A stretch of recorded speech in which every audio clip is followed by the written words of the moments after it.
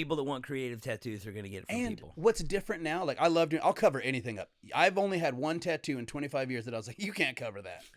And it was the worst drawn, best executed tattoo I've ever seen.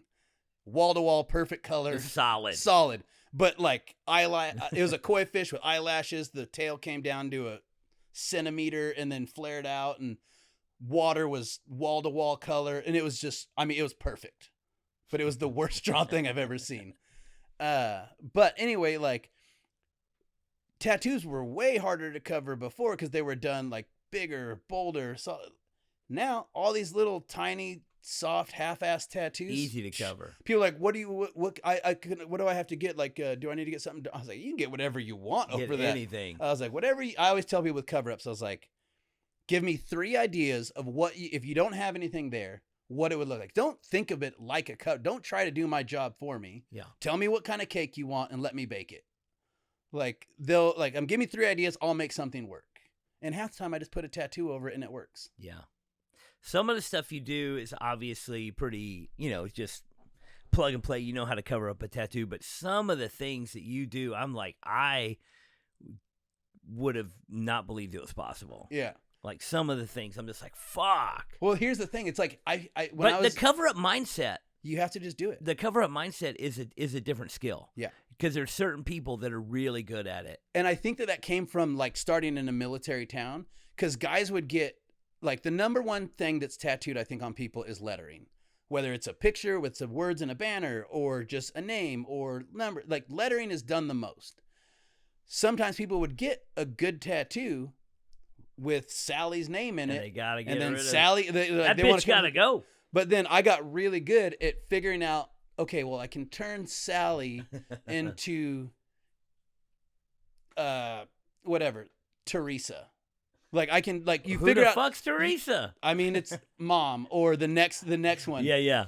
I figure out like how to use the lines. And most of the time, like with a cover up, once the lines are in there, you can already tell that it's going to work. And sometimes like you just have to like, it's like, you got to go. And once you start down that hill, you just got to make it work. But if you have that mindset of like looking and moving things, as long as it's organic, you can't put a Dallas Cowboys star over a tribal armband. It's not going to work. Yeah.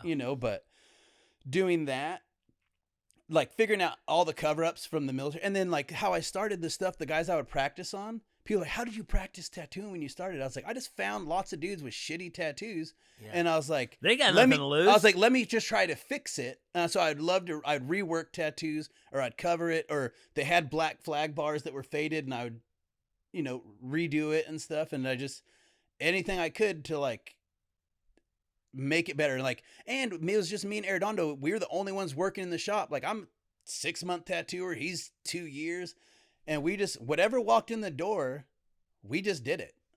So we just it was sink or swim. Like, you made it. I made it. You made it. Yeah, I think everybody that comes in with a name and they want it covered, I just say, just get is a bitch under it. Oh, that's what I always say. I learned one of the biggest life lessons of names tattoos from this tow truck driver that came into the shop.